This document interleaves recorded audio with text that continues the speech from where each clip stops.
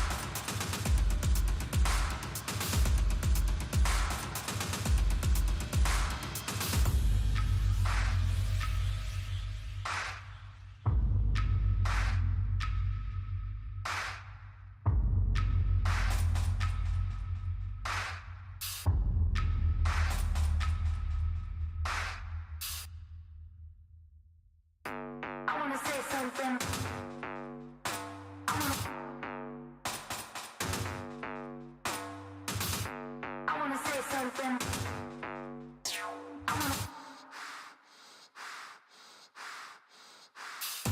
I wanna say something.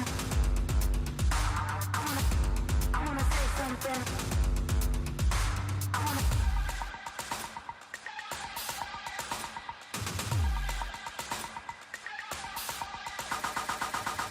I wanna say something.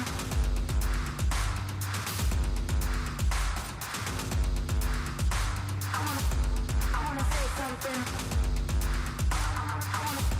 I wanna say something.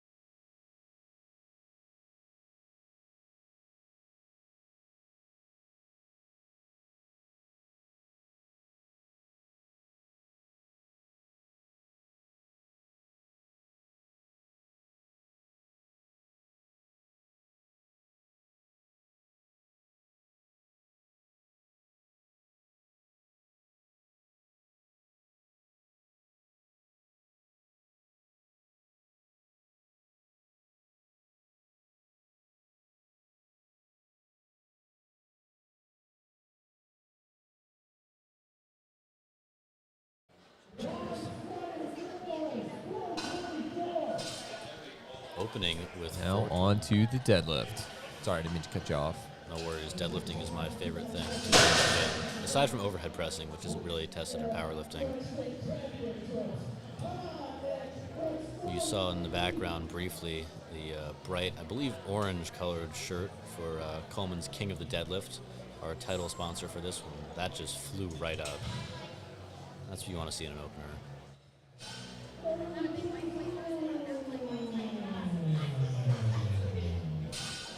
You'll notice the only real spotter here is the back spotter, and that is in case he passes out and needs to be caught, which hopefully we won't see here today.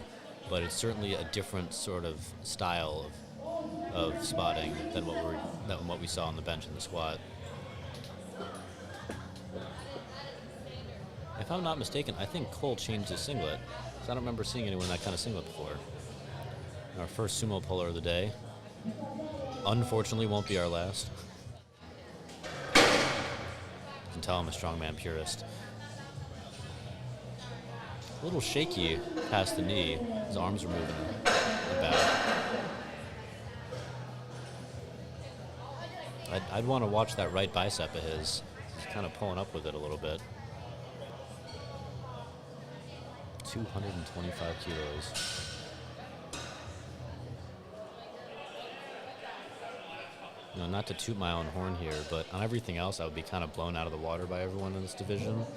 But I feel like the deadlift would be a little bit more competitive, although I'm not a raw master 50 to 56. But it just seems like these weights are more reasonable for someone of my caliber. And just like every other lift that he's done today, Christopher is so controlled and deliberate, and at no point does it seem like he's going to stop.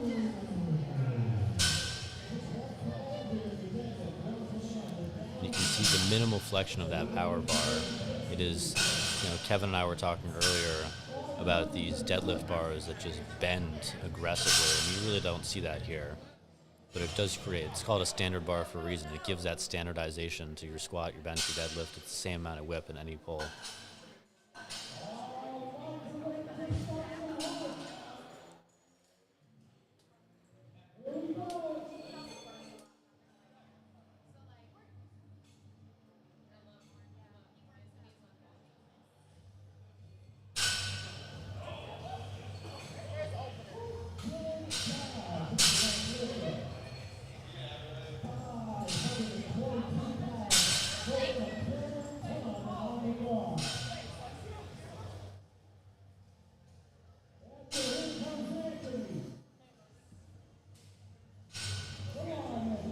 Dodge, opening at 2 kilos heavier than his predecessor. So Marshall, why do you keep going back and forth between that back angle and the front angle with the deadlift specifically? Just to give it a little bit of a variety. You know, we've got 2 camera angles, so I kind of like to show like a little bit of the setup here. You know, kind of, you know, when you see it from multiple angles, it kind of feels a little bit more like you're there, you know. Gives you a little bit more depth to it. I don't know. It's an interesting choice. It's not, well, obviously, as those of you were, if any of you were on here when Marshall wasn't here, I kind of didn't do anything with the imaging, but it's his software, so he would know how to use it better than me. Right. One thing I would like is a little bit of a wider angle there. Would be nice to get a different lens. Maybe you can see a little bit more of the crowd. I flew right up. So you're saying the judges should maybe wear GoPros? That would be interesting. Yeah, because then you could see exactly what they're seeing. You know, you say, oh, well, why did I get a red light? Well, let's look at the replay. I think it could lead to more hot mic moments, too, if the judges might say something underneath their breath. It might get caught. That's true. As a ref myself, I have had those moments. It's an interesting colored deadlift platform. Does not look like it's comprised of one material. Yeah, so I've seen these carpet squares used a lot up here in the Northeast. So these are basically, it's not a single piece of carpet, but it's carpet squares that have a sticky back and you peel off and place them onto the plywood. And so from what I've been told and, you know, what I felt kind of walking on the platform earlier is they have really good grip.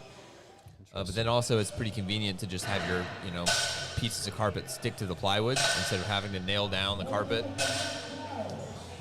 And yeah, so it seems to be pretty popular up here in the Northeast. I've seen it at several meets.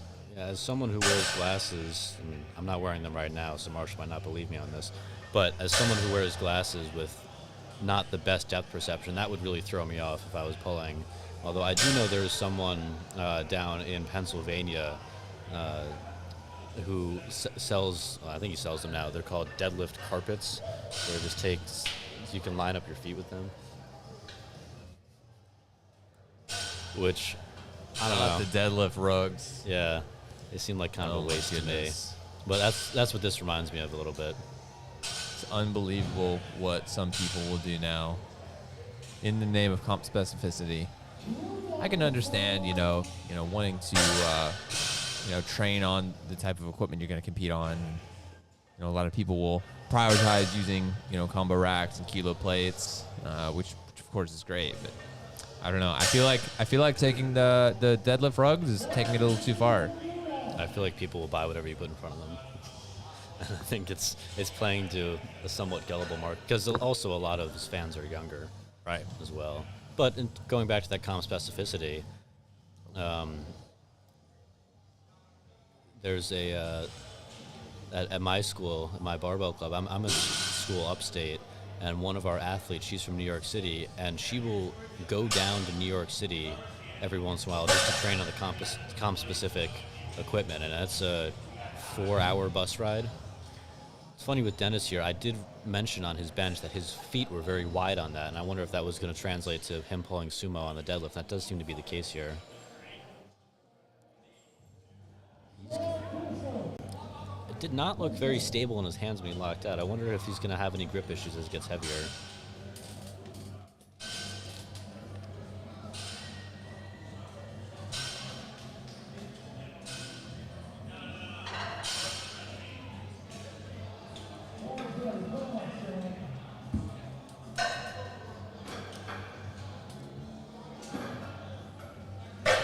That was a wonderful 600-pound opener. Hey, Marshall, if I went up there and Zercher deadlifted my opener, how do you think that the refs would feel about that if I fully locked it out? Well, I do believe in the rules it is defined that you have to have all of your fingers around the bar. So I do not believe that a Zercher deadlift would receive white lights. Interesting. And a Jefferson deadlift wouldn't work either, because the bar has to be in front of you? That's a good question. I think the rules are that it has to be fully in front of you with both feet behind. Right. Which is why I think that's true. But I don't know if I could say off the top of my head where that is in the rule book. I think it would spice things up. I think a lot of powerlifting purists might take issues with that. But All right, looks like we have the human forklift. That is quite the sign right there. and we see why. Oh, we've got quite the man holding it too. You know, if you want someone holding your sign, you're going to want someone who's, how tall is you? 6'7", 6'8", something in that range. Oh, something like that. Yeah. That's it.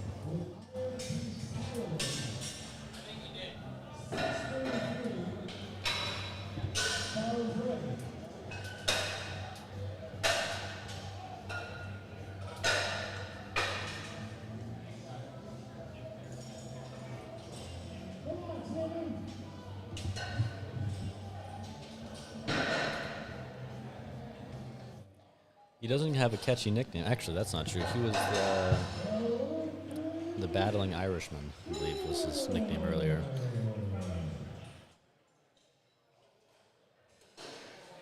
That was a very solid 6:30 opener.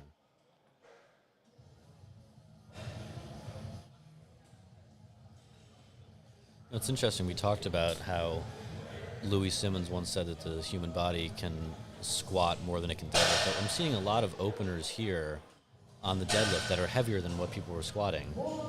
Notice that? Yeah, I think you really only see people squatting more than they deadlift, really at the kind of the upper end of body weights. And really, it honestly, in my opinion, has to do more with not being able to get into a good starting position for deadlift. Because at some point you just have so much mass that it doesn't. It kind of gets in the way. Yeah, I follow a few 1,000-pound squatters who can't deadlift over 700, and it's incredible to see because they have the power for it. It's just possibly a biomechanical issue. They just can't get into place for it.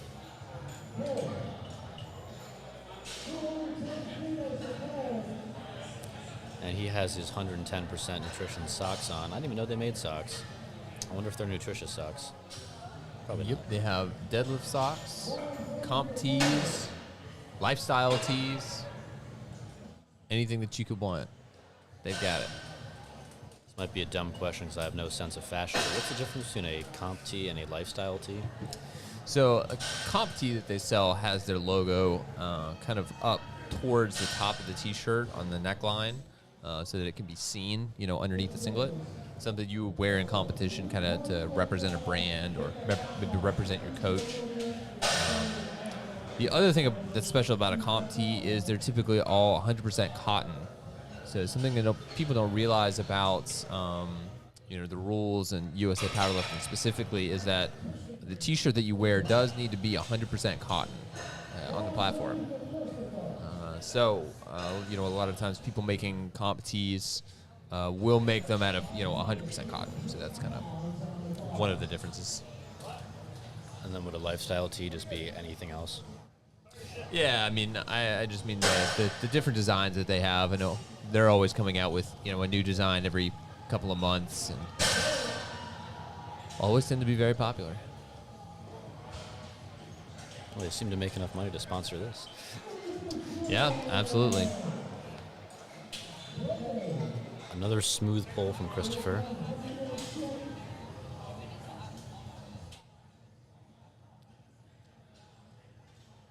As some of you may know, I'm actually replacing him today as commentator. So, it's a lot to live up to.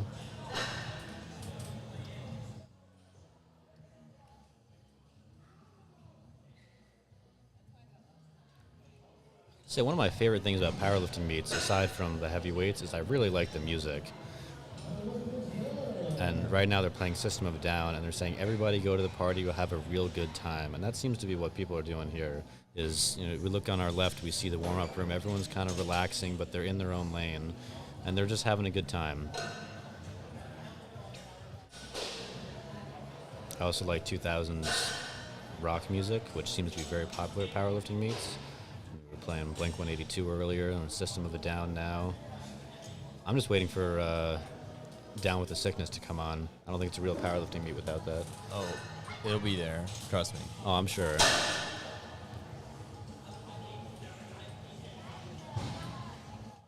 Another solid hook grip attempt.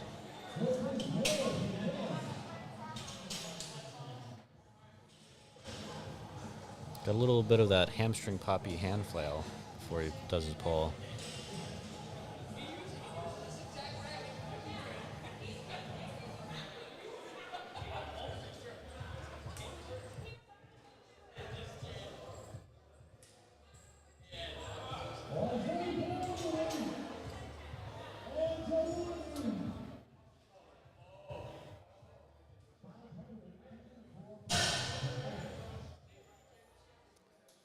And that would be 6 plates again in freedom units.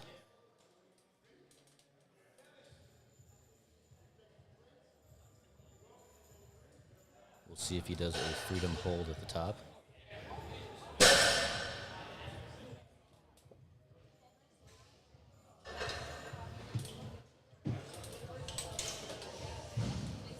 Was that a solid lockout?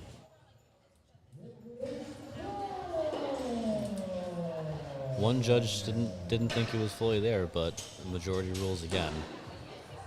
Did it seem like he had his hips all the way through? Yeah, it's kind of hard to tell. And then the other thing about it is the hips, I believe, are actually not defined in the rule book as having to be locked out, but it's the shoulders and the knees. So I would say it's pretty hard to lock your shoulders and your knees out without locking your hips. But, I know some people will kind of argue that point. As we've mentioned several times now, Michael's fully decked out in today's sponsors. They can't lift the weight for him. Let's see what he can do. Right over 600 pounds. And you just look at his arms. He's built to deadlift. He's got those long levers.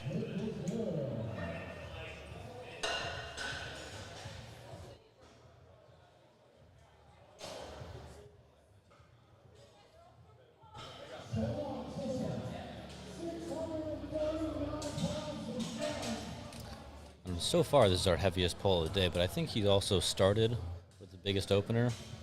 I don't know if anyone, maybe a couple people opened at 280, but so far, I don't think anyone's been to 290.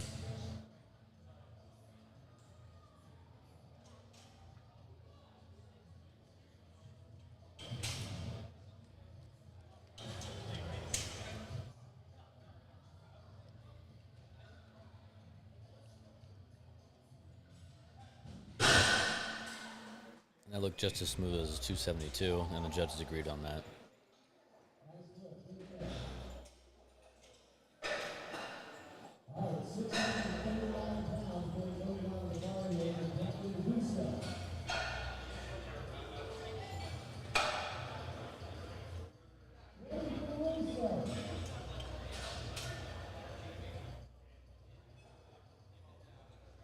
Brendan Russo to the stage, please.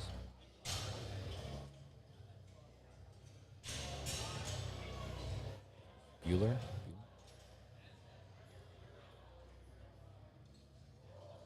Never mind, he was there. I just couldn't see because of the camera angle. It's okay. He can't hear me.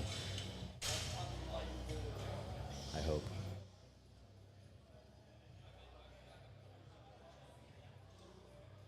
And that has to be his coach in the background.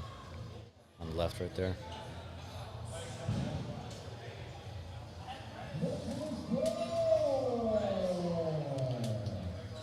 And that was a typical coach's response. He was not jumping up and down in the air about the lifts.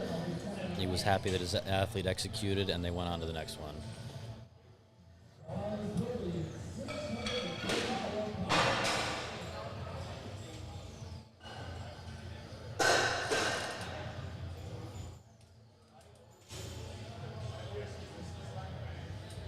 You think we'll see a 300 kilo deadlift this flight?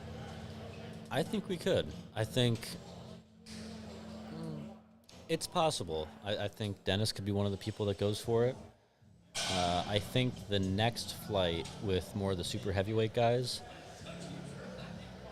I would be... Actually, you know who I could see doing more like that at 300 kilos is Kevin from Mustache Fitness. His squat really impressed me, and I think if he can lock out, if his speed at lockout is just as good as his speed off the floor, I could see him going 300, 310, somewhere in that range. I don't know how much more Dennis has in him, though.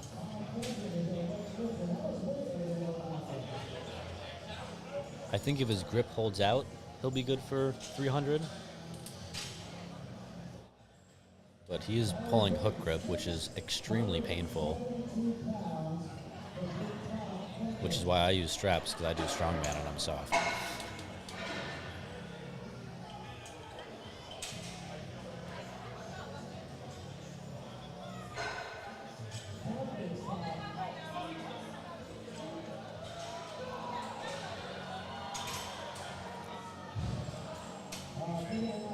That's disappointing. He's got to be disappointed with that. But, you know, it was a little shaky to begin with. I wonder if he always pulls in that grip and rip style, because it almost seemed to throw him off. I mean, when you have 370 pounds in your hand, you do not want that shifting back and forth. Did I say 300? I meant 670 pounds, 305 kilos. Mentioned several times now that math is not my strong suit. I'm an English and history major for a reason. I'm amazed that I can count to 2 majors.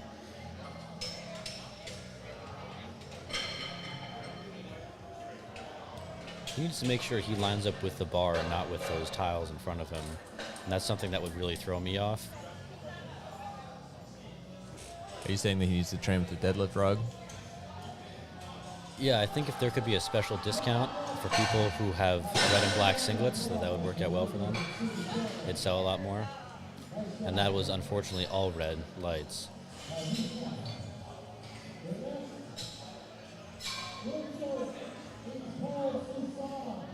No, it's funny watching all these guys. I pull so differently because I'm so weak off the floor. And someone like him, he got it to his knees, but he just couldn't get it past. Whereas with me, my sticking point is the floor. Essentially, if it doesn't come off there, it's not going anywhere. I would really want to see him watch out for his right bicep on this. He jerks it up a little bit. But I guess he just didn't have it in him today. That's okay. Do you think he might have opened up too heavy? I mean, he opened at 215 and then he missed 5 kilos more twice. Yeah, it's definitely possible. Yeah, you know, opening too heavy, you know, even if you get it, you know, sometimes it's like, you know, where do you go from there? Yeah. You know, you got to have a plan, and you know, I guess if you know, kind of can max out on your first attempt, and that's kind of your full potential, you know, that's great. But you know, most people, their strategy is going to be to try to hit as many lifts as possible. So that's something that goes into what you think about for choosing that first weight. Yeah, and I'm curious to see how Christopher does on this attempt, because 235 was very difficult for him. and I think this was just too much for him. But I remember actually when I watched the Arnold in March, they had a max squat event, and one of the athletes, it was his first ever Arnold, and he opened at 370 kilos, and he barely got it, and it's just not what you want to have in your opening attempts. Is you need to have something you can hit and go up from there. But he barely got that, and then he jumped to 400 kilos and got buried by it. So you have to have that smart weight selection.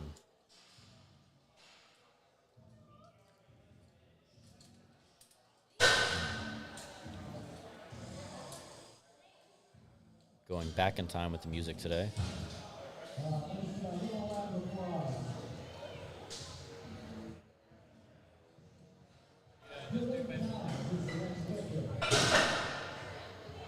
We are on to Crazy Train with Ozzy Osbourne.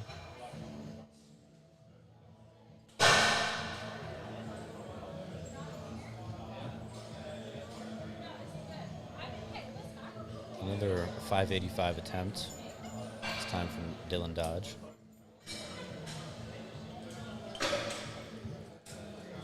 I like his weight jumps. They seem reasonable. I mean, big and difficult, but reasonable in terms of how heavy you opened.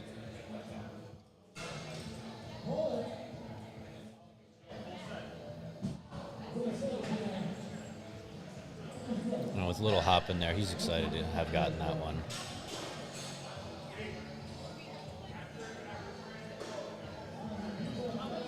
You know, that was a very smooth pull, but I really don't see him pulling that much more than that.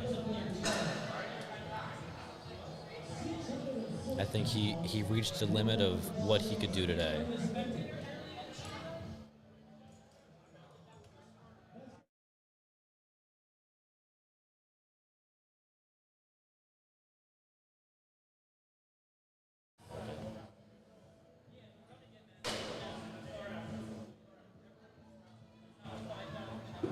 In between flights.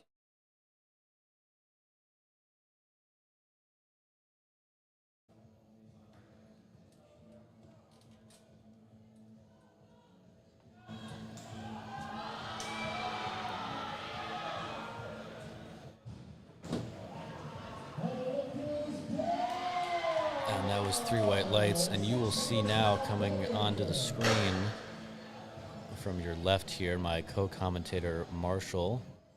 He has left me all alone here, so I can ramble to myself. Needs to go adjust. There he is, in the back. It's our meet director Jan just walked past him. Marshall with the white chair. He's walking up. He wants to adjust his camera. But he is our fearless operator. He does a lot more than I do here today. I just say funny words. He does the actual hard work. Oh, I hope it's funny. Let's see what Michael can do. I want to see him pull this weight today.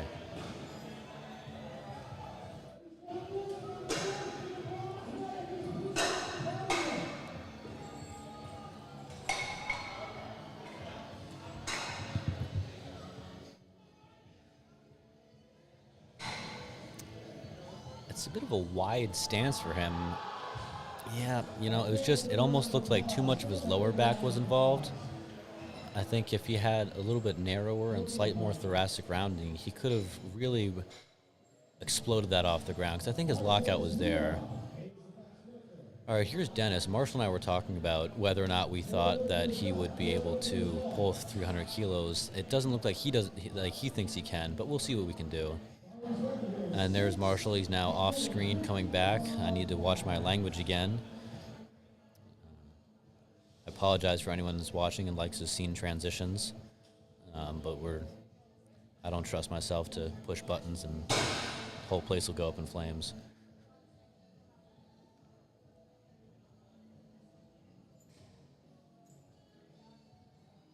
He's shaking out the nerves here. This will be a big pull for him. 292.5 was not his easiest pull, but I want to see what he can do with 297.5.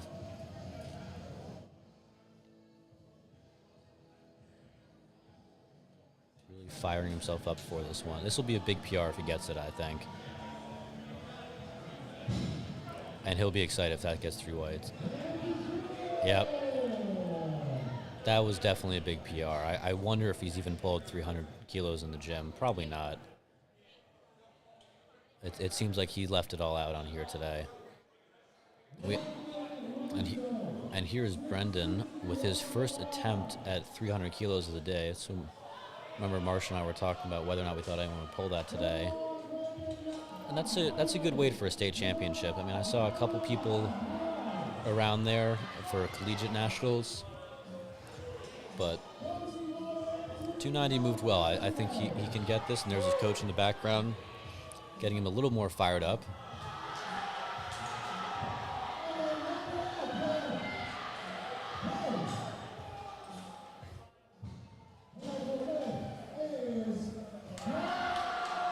And that's our first 300 kilos a day. And you know, there was a couple moments there where I thought he might hitch it, but he stayed very smooth and consistent through it. He did not slow down, didn't hitch it, didn't stop. That was a beautifully executed PR, if it was a PR. We're back with Thomas Fenton. It slipped out of his hands the last time he went for 305, but so far this is the heaviest pull of the day.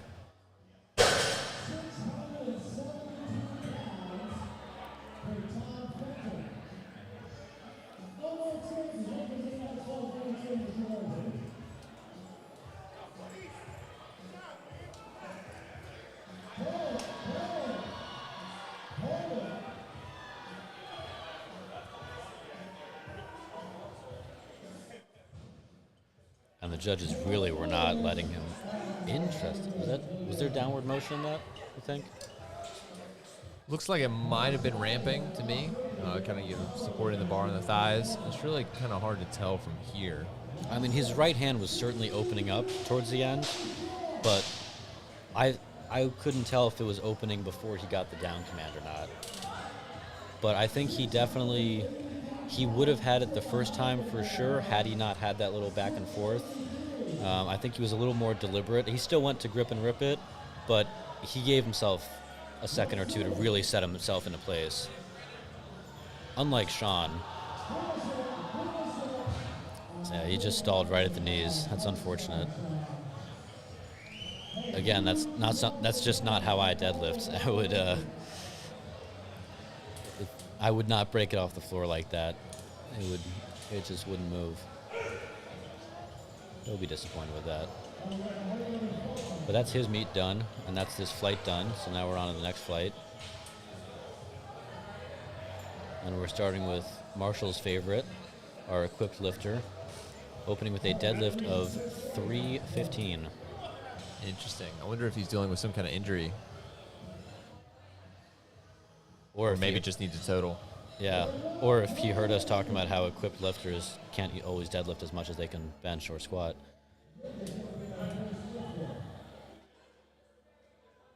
It's nothing personal. I just like trash talking people. Yeah, it's too bad. I mean, Nick really set himself up for a monster total here.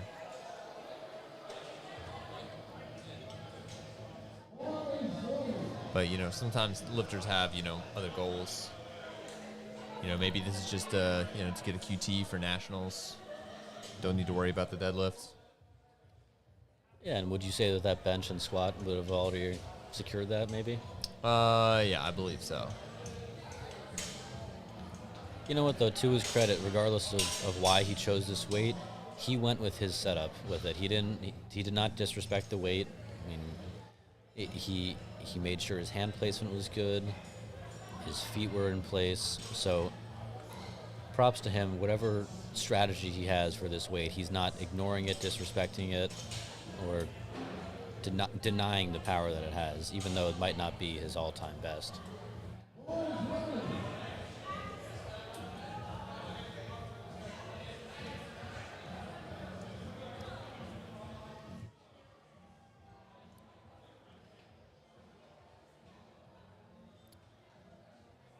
So I guess James is a deadlift specialist because this is a lot more than his squat. His squat opened up at 240 pounds. His deadlift's opening up at 330. And as with all his lifts, he just rips it off the ground. He does not waste his time.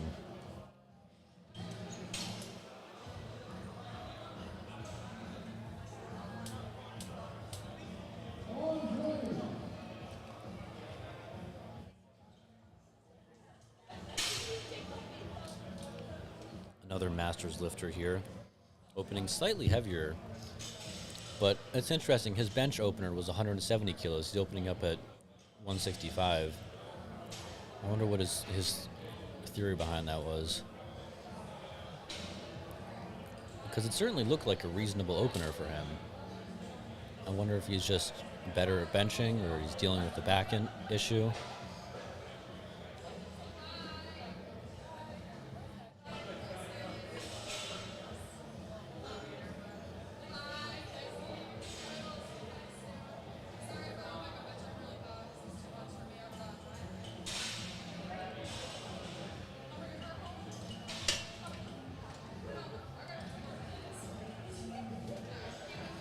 Here's Phil with 190 kilos.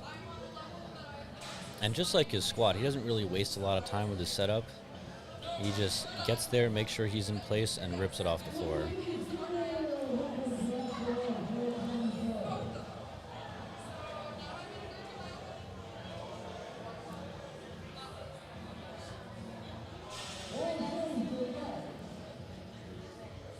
Now we're seeing the return of the Titan. Matt is opening at 2.5 kilos heavier than his predecessor.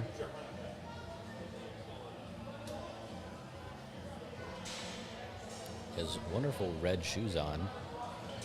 And you really don't want to heel when you're deadlifting. I mean, it can be useful when you squat, but you want to have as little distance from the ground to your lockout as you possibly can.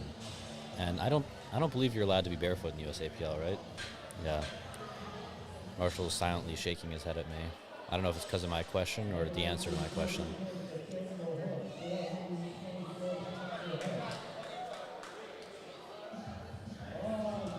Congratulations, by the way, to anyone that has been listening to me for the past 3 hours. I hope you're having a wonderful Sunday. I know I am. I'm enjoying this. It's actually my first ever powerlifting meet that I've been to in person.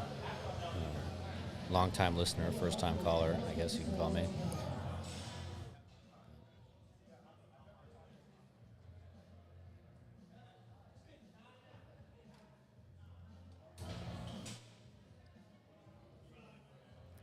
Fitting that a junior would come out to Nirvana. It's a song for the young people.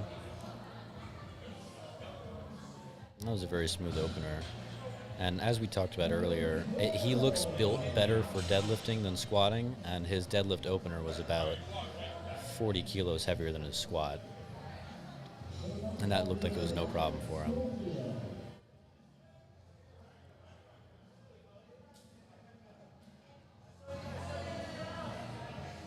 And yeah, they're going to want to make sure that bar is as even as possible so that no one from Pennsylvania gets any more rug sponsorships. Nothing against Pennsylvania, just the people. And Ryan showing his age with a Larry Wheels inspired belt, PR performance. And that was a very good 455 opener. I could see him being good for more than that. More than his squat, anyway. Larry is actually making a comeback to strength sports, except it'll be in strongman. He'll be competing at Middle East Strongest Man. It's very interesting watching him do little ladder runs out there. He's not known for his foot speed, but we'll see how he does with his transition. He had a lot of injuries in 2019 last time he tried to do this. Speaking of people in his weight class, here's another 140 kilo lifter in Cameron. Does an awesome singlet.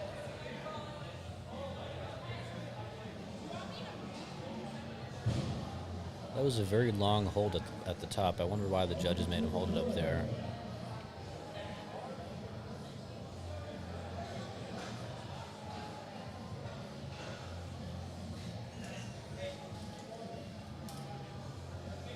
I guess they were testing his grip strength, maybe. Right up to 507. Big opener for Kevin.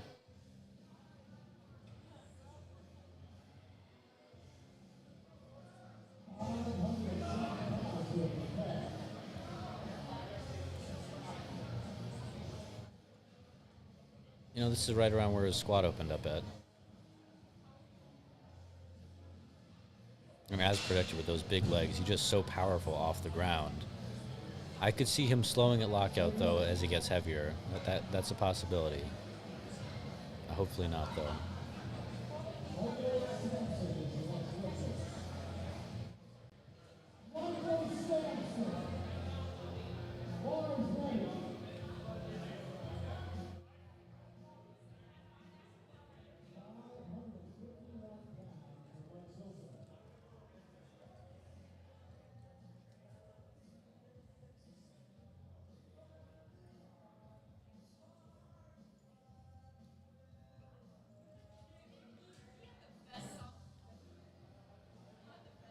Crowd is now gone completely silent, possibly because they all like Nirvana and want to listen to their album.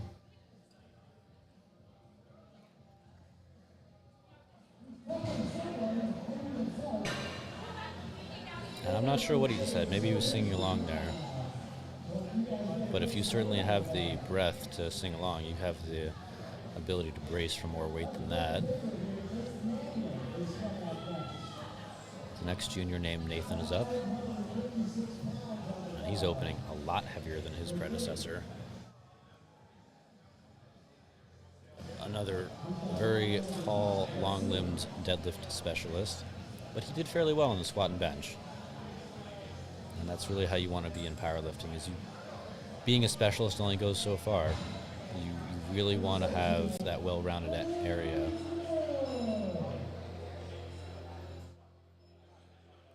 And now we're on to the super heavyweights. I believe Carlos squatted in the upper 500s, maybe 600. I don't remember exactly anymore. He benched around 400 pounds. He's opening at 585 here. This is no disrespect to the lighter weight classes, but this is what people like to see. They like to see big weights being moved at such an elite level. And big weights being moved by people who wear A7 singlets.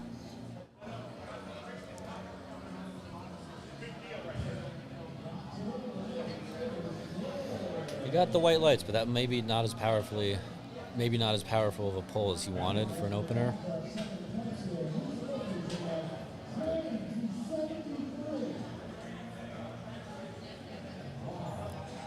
James's next attempt will be 365 pounds. I remember when I first got into lifting, I was at my local YMCA and I saw someone pull that beltless for a set of 5. And I thought that was the most amazing thing in the world and that I'll never get that strong. Don't worry about whether or not I am now. But James certainly is that strong, and I really want to see him pull this 365. And I think if he follows his plan, he's just going to rip this off the ground.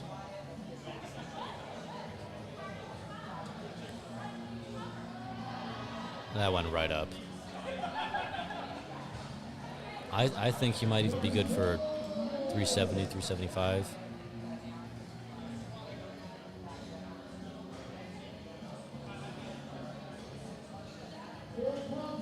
And it's a funny song that was playing as he was out there. It's called You're Gonna Go Far, Kid. I think it's been a couple years since he was a kid, but that's okay.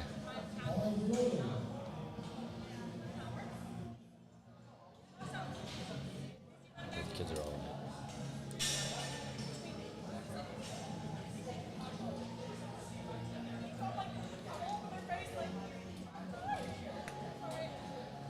Kevin is just now deadlifting his 5 kilos above his bench opener, which again leads me to wonder where those imbalances in strength come from.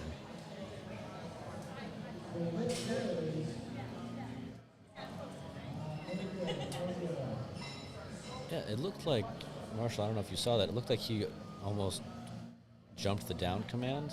I'm not sure what exactly went wrong there, but Yeah, I'm not sure. Kind of hard to tell sometimes. at least when I was watching, it looked like he picked it up and then put it right back down. But I can't see what the judge's hands are doing.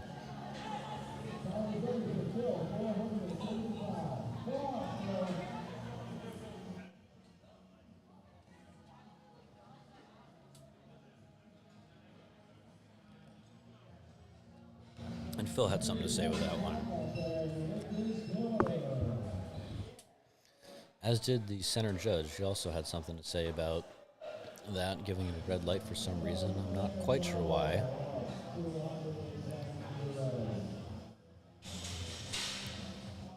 So we had Nathan open up with 250 kilos. Here's now Nathaniel with his second attempt at 210. The two juniors named Nathan.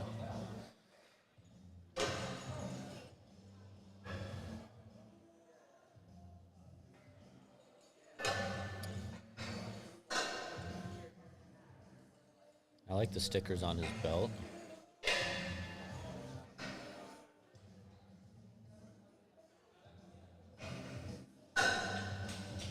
And this pull is definitely going to help his self-esteem, which has nothing to do with the song that's playing right now.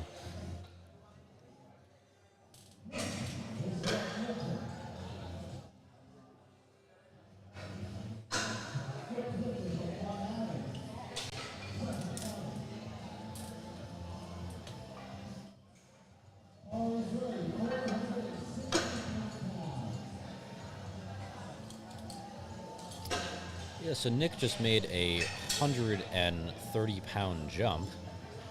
So it could be that Marshall and I were wrong, and he might jump up to 600 pounds after all. Because if he continues this trend, then he would be finishing at around a 590 deadlift.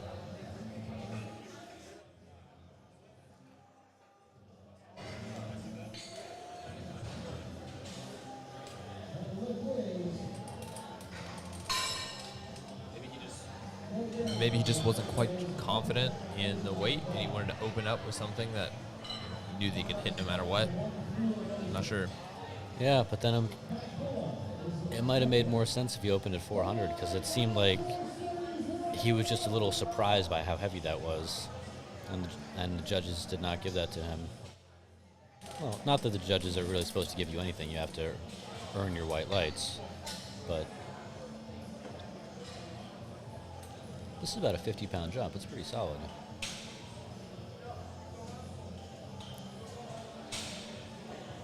But I think Matt the Titan below is good for it.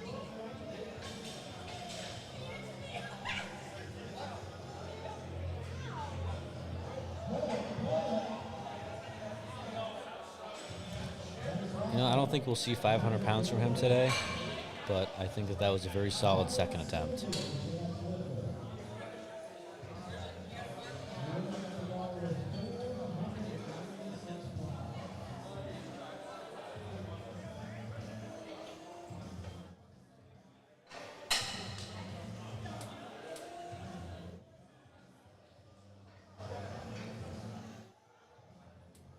Loaders are once again cleaning off the bar, making sure it's ready for the next lifter.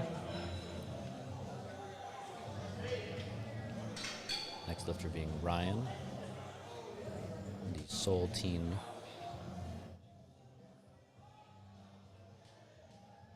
And that was a very powerful 495. We felt it back here in the studio when he dropped it down.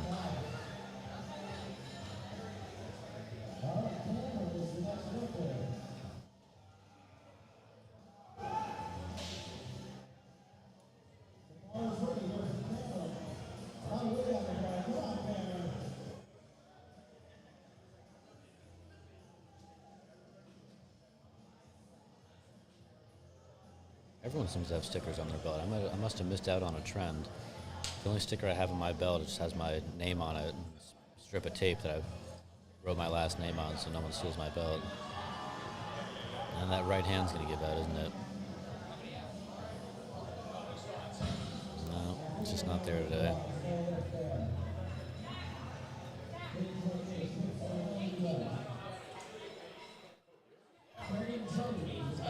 Literally centimeters away from getting it done, but today just wasn't his day.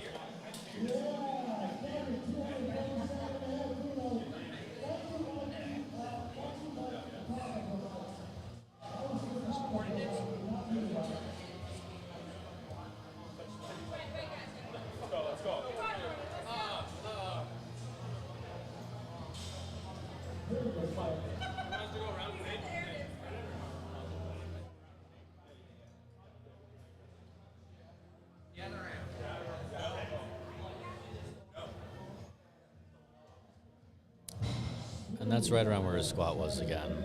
But I think his squat was a little bit more powerful. I think he's built better for squatting. I think that's what Marshall was talking about too, is when you get to those upper weight classes, I mean, he's competing at 140 kilos, but he really fills out that weight class. And I think that's where you start to see people who can squat more than they can deadlift.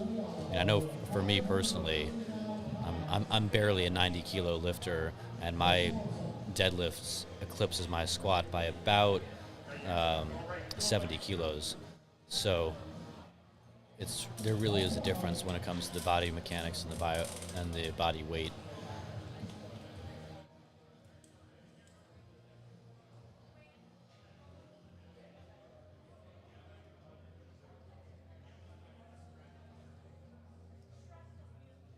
A lot of offspring today. And he has a very wide grip on that. But he gets it done, and it works for what he wants to do. And I believe that was 590, which leads me to think that he'll be going for over 600 in his next attempt.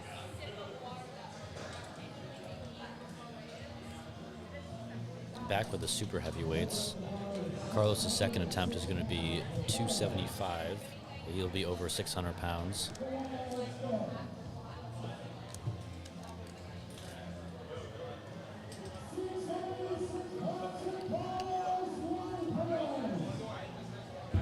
Thank you, Gino, for confirming that will be over 600 pounds.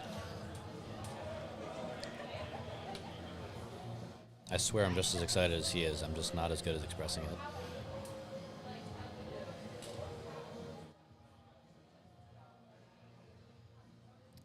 On the left there in the neon shirt, you can see Coleman's King of the Deadlift, one of today's sponsors.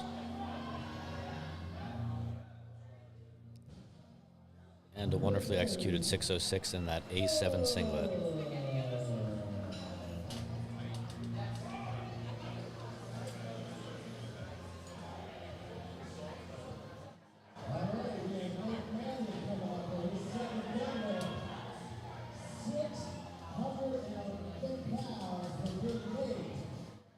It's a big second attempt.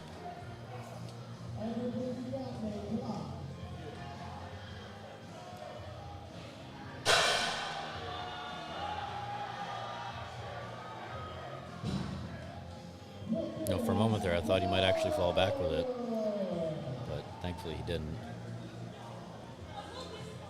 I'm curious to see how much more he has left in the tank, though. I don't know how much more he can do. That looked to be a very heavy second attempt.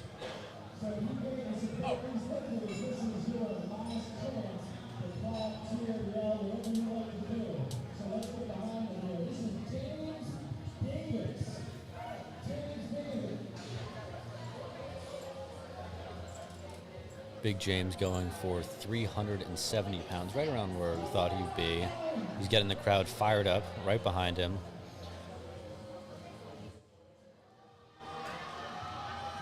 And you can even hear that on the live stream, how excited everyone is to watch him pull.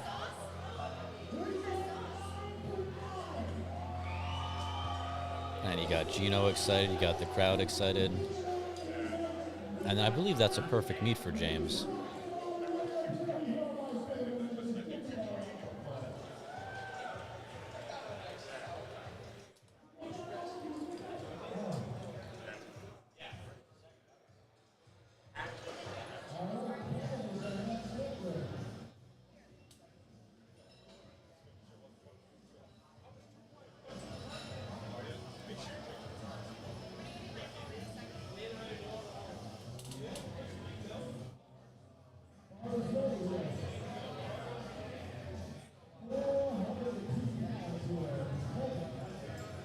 This is interesting because he missed his 375 attempt. Sorry, his 385 attempt. And now he's going up to 405.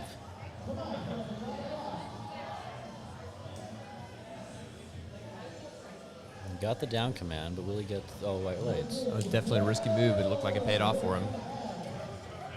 Excellent point, Cotton.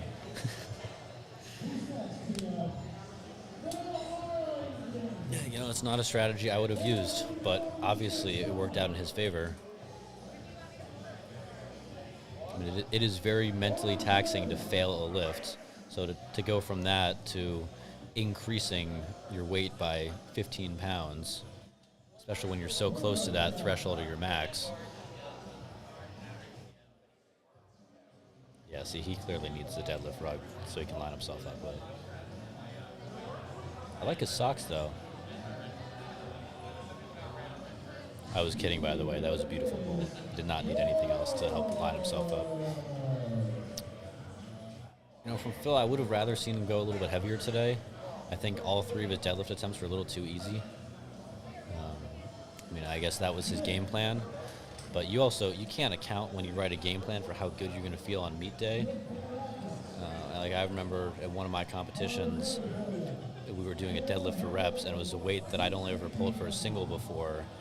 And we got there, and I got it for 6 reps that day. But you can't write that into a program. There's no amount of spreadsheets can really factor that in. So maybe he just had a really good day today. Speaking of people having interesting days, here's the last pull from our one and only equipped lifter.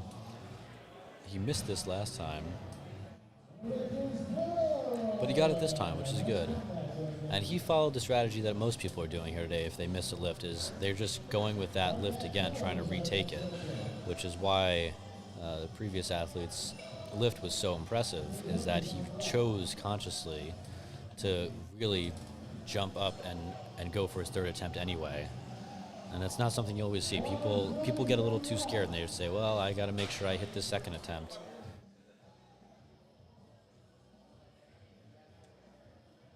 Now, this is going to be a very, very small jump for him. But I remember we talked about this last time, that 215 was not his smoothest pull. So I think that this small jump is really going to pay off for him if he does manage to go 3 for 3.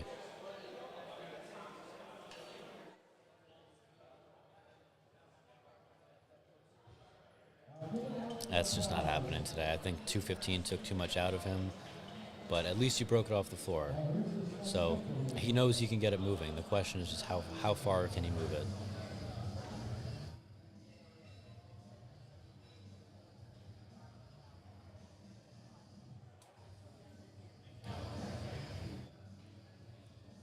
And Nathaniel's going to be going for a 500-pound pull.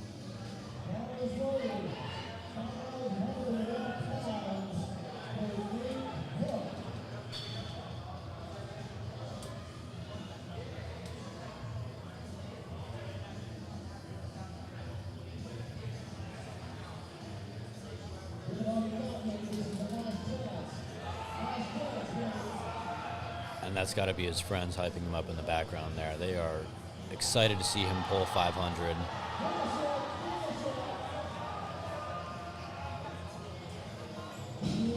And he's going to be excited by that. Walks up, doesn't even wait to see the white lights. He knew he had it. That was a good lift. And it's interesting, too, because I know there's certain people that have actually gotten disqualified for shouting mostly obscenities. But, you know, he was excited, but he maintained his composure as well. You cannot shout that you're a phenom.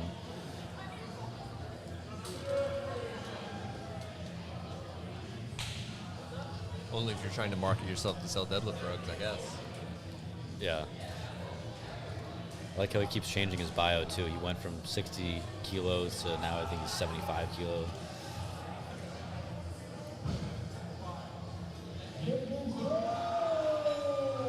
Another very excited lifter that doesn't scream his nickname when he gets a good lift.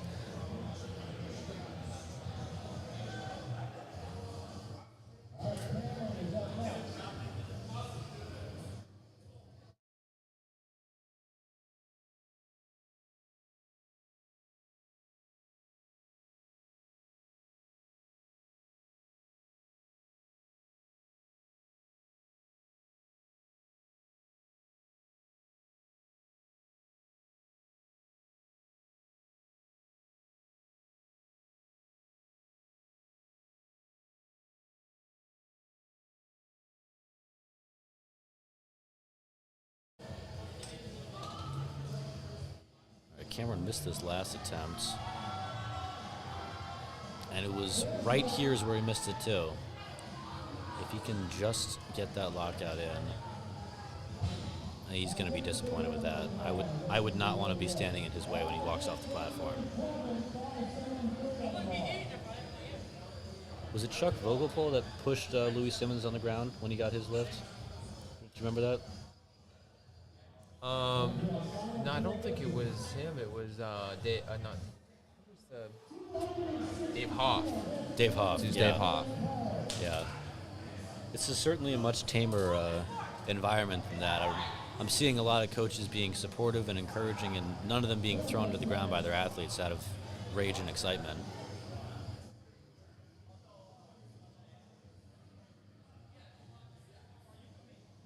Yeah. Okay, so Kevin's going to be right under 600 pounds if he gets this, which, as we've said a couple times already, his deadlift is very solid. It's just a little bit weaker than his squat. But he'll be happy with a perfect meet, and I think that we're seeing a lot of that today.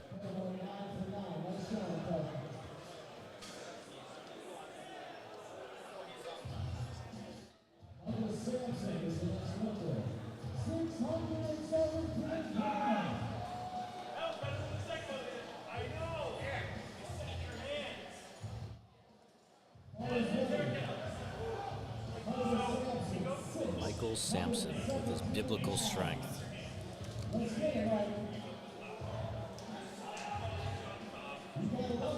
Doesn't quite have the hair for it, but let's see if he has the strength to match.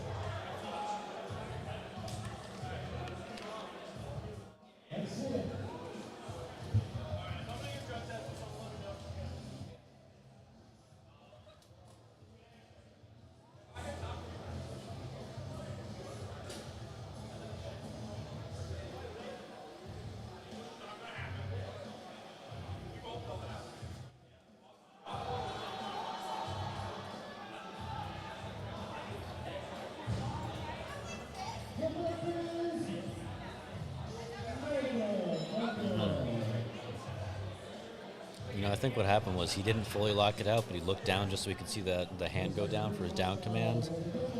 And I think that might have been what really got him on that.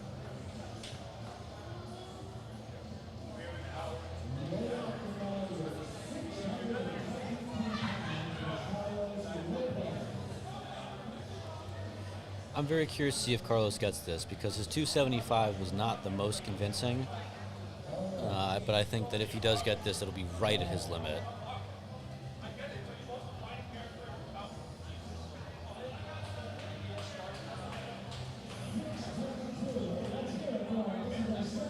Not entirely sure she really evened it out there, but I guess he went in to save himself.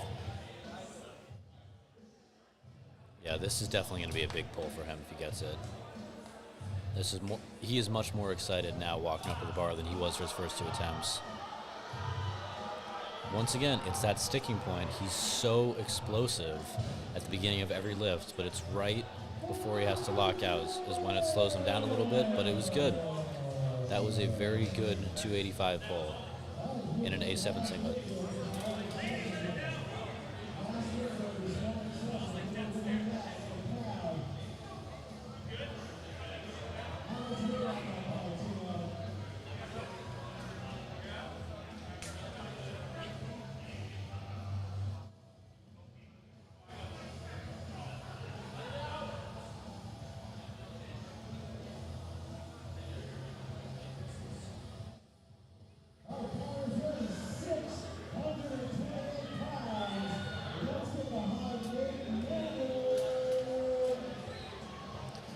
His 600 was very convincing, I wonder if that's his dad in the background that's cheering him on there.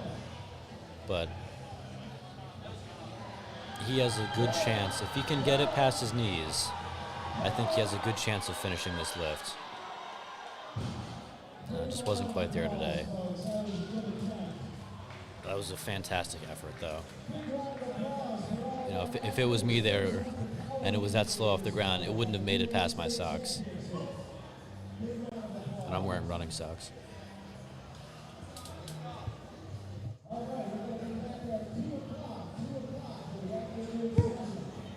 All right, so that concludes this morning's lifts. thank you all for tuning in. If any of you want to suffer and listen to my voice for any longer, come back at 2 o'clock, and we'll see this afternoon's flights at the USAPL New York State Championships.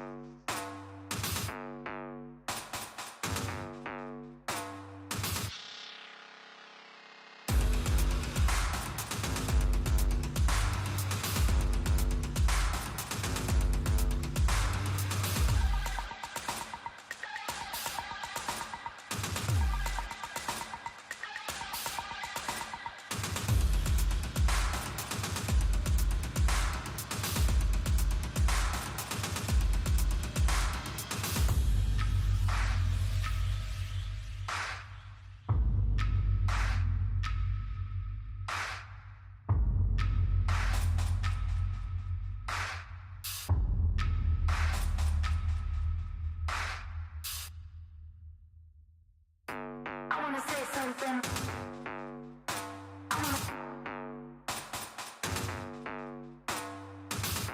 I wanna say something.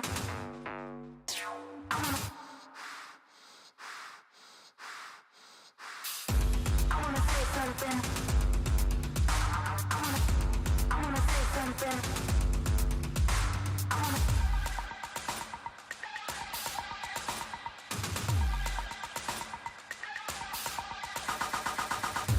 I wanna say something.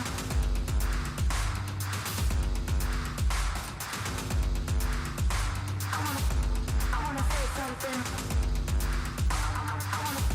I wanna say something.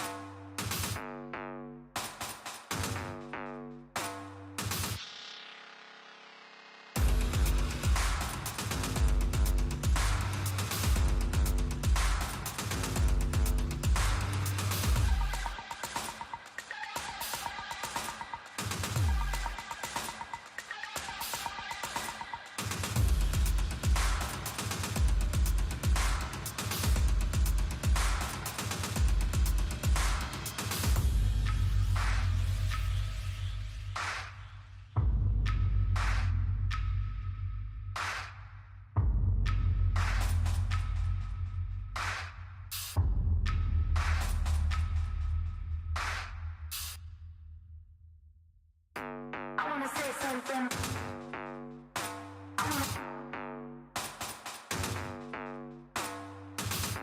I wanna say something.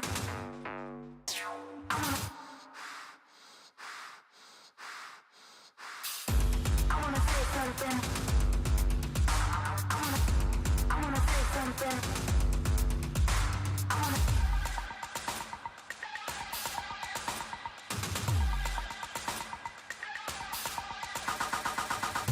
I wanna say something.